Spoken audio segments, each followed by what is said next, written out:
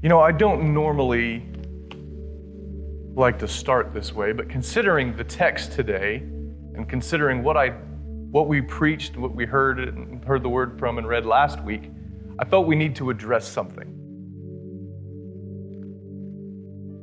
Because we have a couple difficulties here. This is completely different than John's account that we talked about last week. Right? And the other difficulty is the immediacy that is so stark in this passage, almost troubling.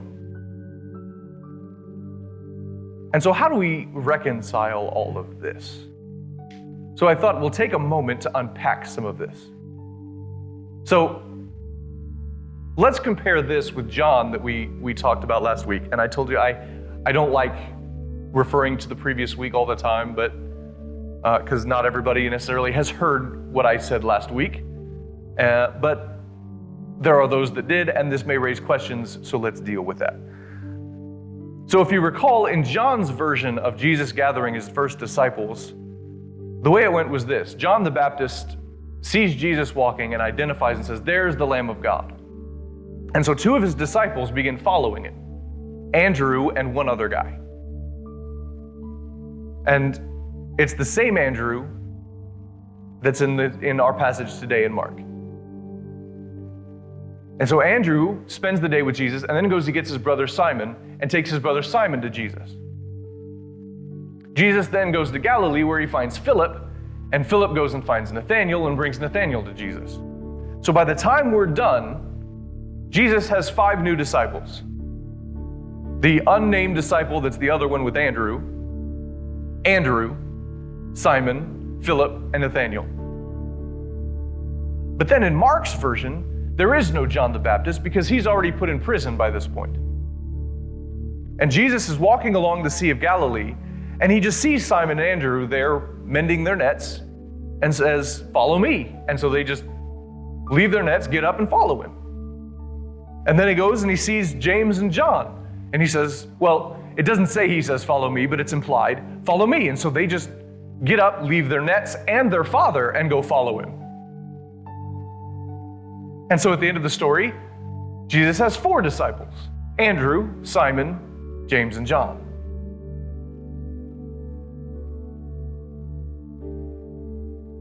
And how do we reconcile these two accounts? And that may be a really Bible nerdy question to deal with, but as a preacher, when you preach on one passage that says one thing, and then you go to another passage and you have to preach on it and it says something else, you kind of feel like you have to deal with that. Because the question becomes, did what I say last week, was there something wrong there that I have to deal with now? But there are a couple things that we have to be aware of when we read Scripture. And it applies to here reading the Gospels. Is let's be aware that each author is telling their own story. Matthew, Mark, Luke, and John did not write their Gospels collaboratively. Like they weren't the 4 of them huddled in a room somewhere writing their 4 Gospels and saying, "Hey, what'd you put for that?" Likely Mark is actually the first one written, and that Matthew and Luke actually used Mark as a source. And so maybe at best there are places where Matthew may have picked up Mark and said, "What did you put there?" But they're telling their own stories. They aren't just retelling history. They are crafting a narrative about Jesus. And doing that means that each gospel has its own narrative point to make. And that historicity is not actually the highest priority in what they're doing. And that sounds really weird to us because we're children of the Enlightenment, and historicity is a super high priority for us.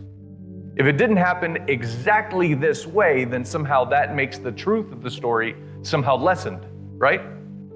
Or don't we all have love those biopic movies, and we just love them, and then we find out, well, that didn't actually happen that way, and somehow the movie is lessened because they took artistic license. But in this time, the way these people wrote and the way they thought about truth and history and story, their concern wasn't history. They wouldn't have cared if that was what historically happened. That was not the point. Because taking artistic license doesn't remove the truth of the story. In fact, you used artistic license to highlight a truth that was already in the story. So it's not about removing truth or altering it, but instead bringing out the truth that's there. And so if maybe making some changes makes that truth stand out, that's worth it because that's the whole point of telling the story.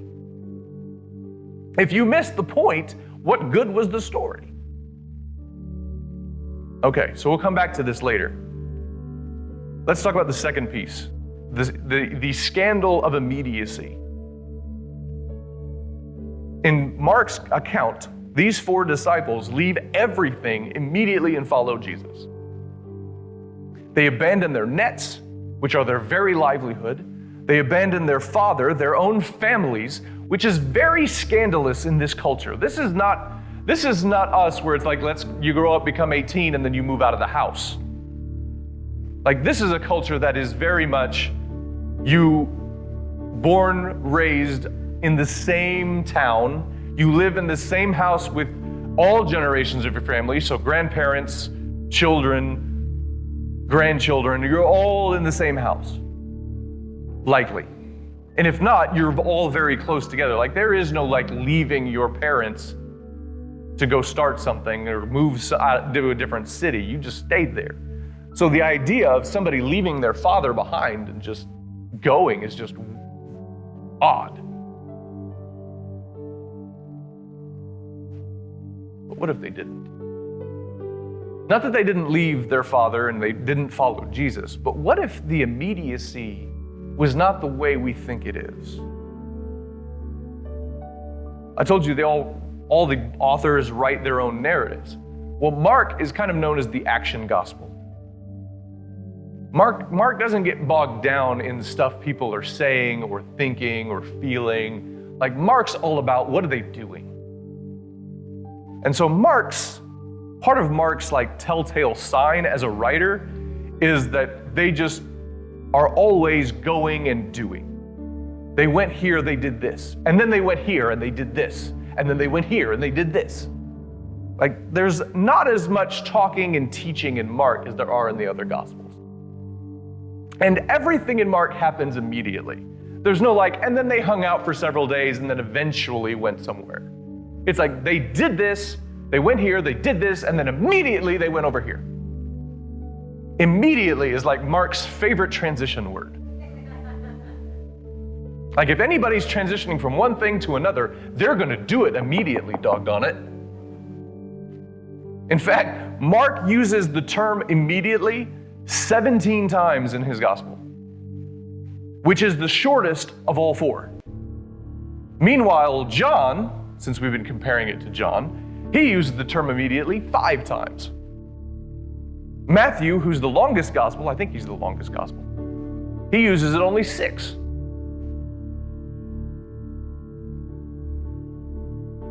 Mark uses that term because he wants to build the tension. He wants the story to feel like it's moving and wants you to feel like you're always trying to catch up to Jesus. And I noticed too that Mark doesn't say he met them on the Sea of Galilee. It just says he saw them. So maybe this isn't their first meeting. So here's how I reconciled Mark and John. All right, you ready? Jesus met them the way it's described in John. They make their initial introductions and they begin spending some days listening and learning from Jesus. Being prepared, whether they know that or not, but being prepared for the call that's going to come in Mark. And so they're doing all that teaching and learning, and they're sitting at Jesus' feet, and they're like, man, this is crazy. And Jesus is preparing them hey, one day I'm going to come up and say, let's go. And we're going to have to go. And then John is arrested. And John the Baptist kind of his arrest almost as like that's the word, thank you. It's a catalyst that provokes Jesus, almost like it's a signal flare that tells Jesus it's time to go. And so Jesus begins his ministry, and he goes by calling his disciples. Hey, you know that moment I've been telling you was coming? This is that moment you've been waiting for. And so maybe they aren't leaving unexpectedly, just immediately. And Jesus tells them, when I come find you and say, follow me, that's the cue, we're going. And so be ready for that. And so maybe Zebedee already knew that when Jesus came by, his sons would leave. Okay, fascinating? Maybe, maybe not. You may not care. So why does this matter?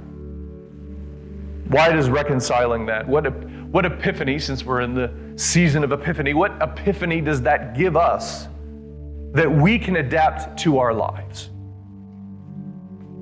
In a word, timing. Timing is everything. The difference between good timing and poor timing can be the difference between, and Scott will know this, whether a joke is funny or not. Sometimes a bad timing can make the joke funnier, but more often than not, the timing of the punchline sells the joke.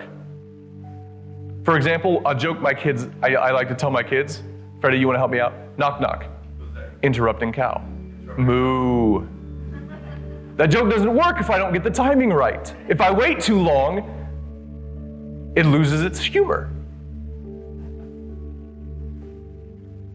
The difference between good timing and poor timing is the difference between a pass becoming incomplete or being a touchdown or being an interception. When you watch a movie or read a book and you recognize the foreshadowing, what is foreshadowing except a clever use of timing? Timing is everything. And God's timing is always precise. When the opportunities rise, when the moment is right, when the timing is perfect, then God visibly acts. I say visibly because God was already acting, but sometimes he acts beneath the surface and he's working beneath the surface where we can't see. But when the timing is right, then God begins to act in ways we see. When God plans and prepares, things will happen, but only when the time is right.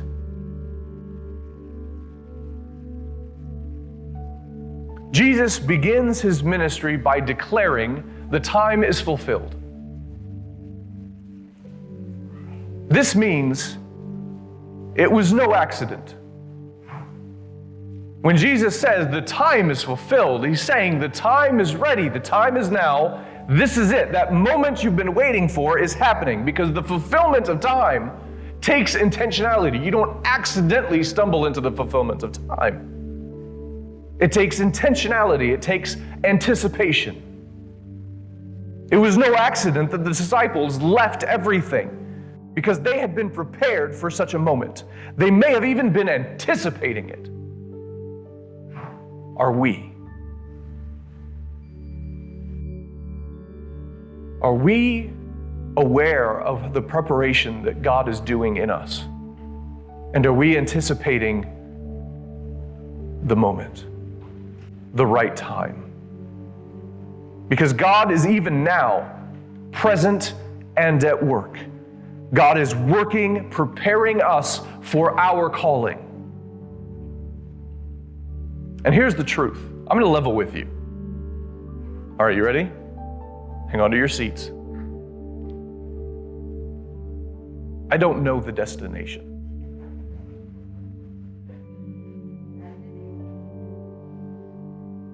All right, more truth. Ready? None of the staff do either. Oh, that's so hard to say. Because we're supposed to know where we're going, right? Like you would trust your leaders to we know the destination, just keep following us. We don't know where we're going.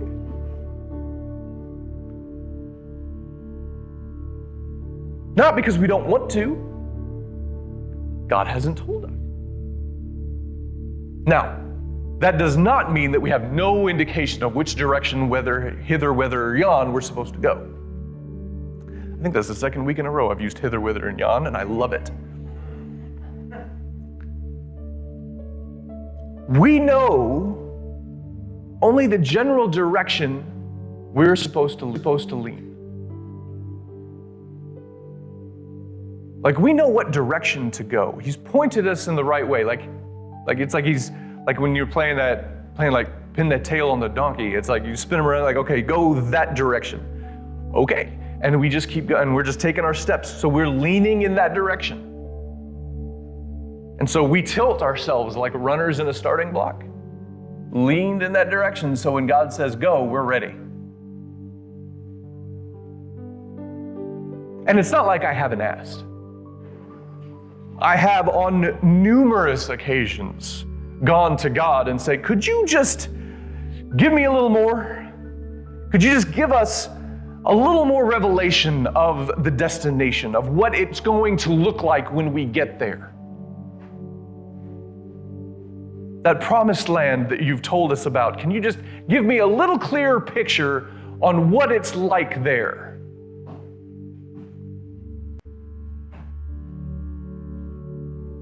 And yet he has not given me the complete picture.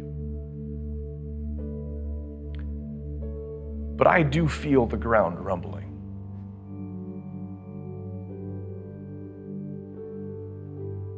God is preparing us so that when the time is right, he will reveal himself to us.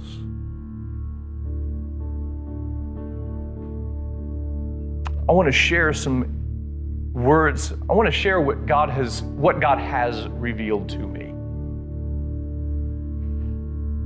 Not in terms of the direction or what, I wish it was in terms of the direction or the destination we were headed, but it's God revealing things to me about his timing and about why we sometimes have to walk without knowing what the destination is. Somebody mentioned Abraham earlier. That's exactly right. God called Abraham to a place, but Abraham had no idea what that place was. In fact, even when Moses led the Israelites out of Egypt and led them to the promised land, they still didn't know what the promised land was really going to be like. So when they got there and they looked around and went, there are giants here, and we are like grasshoppers to them. We don't want to. See, they weren't prepared. God had spent all that time preparing them, and yet they weren't ready. So when God said go, they went, wait. We need to be prepared. So here's what I have heard the Lord saying to me, and I think to us, as we are being prepared. Time. It is elusive for you. You can't control it. You can't create more of it. You can't even efficiently use it because it is bigger than you. It moves on in spite of you. You fail to understand the timing of things, the things that have happened, the things that are happening now, and least of all, the things that are about to happen. Because it is bigger than you. How can you possibly see what lies over the next hill when you can barely perceive the valley of now? How can you possibly steer your ship to the destination even if I told you what it was, when you can't see over the next wave, let alone what lies beneath the water? It is bigger than you.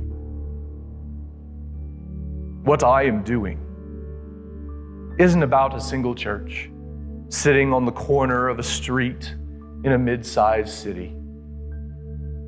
I am reconciling the entire world. How can you see your place in the timing of my plans? It is bigger than you. I hear you asking for more of your future, more revelation. I understand your desire to participate in this grand design. But how can you comprehend the destination when you can't see the whole journey? Would you know where to steer the ship when all you have is the starting point? Even if I gave you the destination, would you content yourself with following my way if you thought you knew where you were going? It is bigger than you, but it's not bigger than me.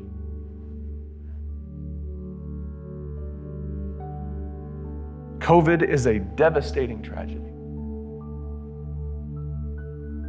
and it grieves the heart of God. God did not cause this, nor do I believe God causes any of these things. And yet, Paul tells us that God works everything together for his good. And I believe that God has used COVID to give us cover, to slow us down. It has allowed us to focus on what God is doing and to prepare us for what is coming. God has done a lot of work already in this church.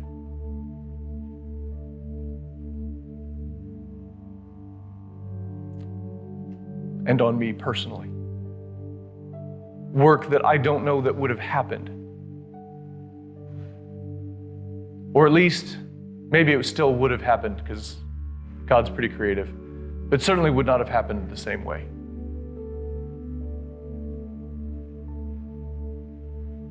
But what I know is that we are being prepared for such a time as this.